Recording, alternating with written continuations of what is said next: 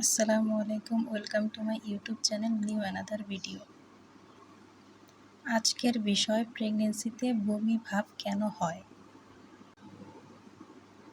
1. Hormone পরিবর্তন।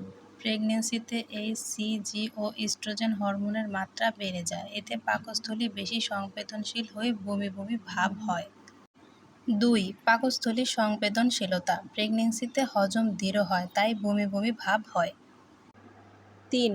গন্ধের প্রতি সংবেদনশীলতা। অনেক গর্ভবতী মা সাধারণ গন্ধ তীব্রভাবে অনুভব করে, এতে করে বমি বমি ভাব হয়।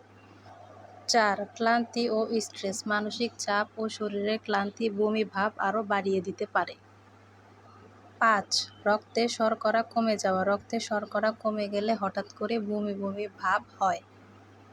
6. কিছু খাবার ও ওষুধ। কিছু খাবার ও ওষুধ গ্রহণের ফলে বমি বমি ভাব হতে পারে।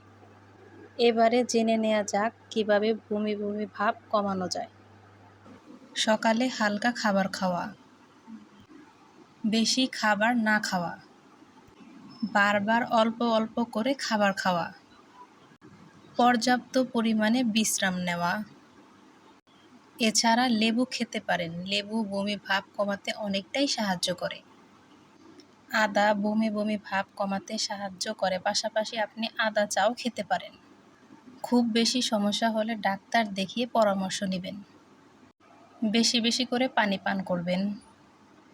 ভিডিওটি ভালো লাগলে অবশ্যই লাইক কমেন্ট করবেন এবং সাবস্ক্রাইব করে পাশে থাকবেন। সে পর্যন্ত সবাই সুস্থ থাকুন, ভালো থাকুন।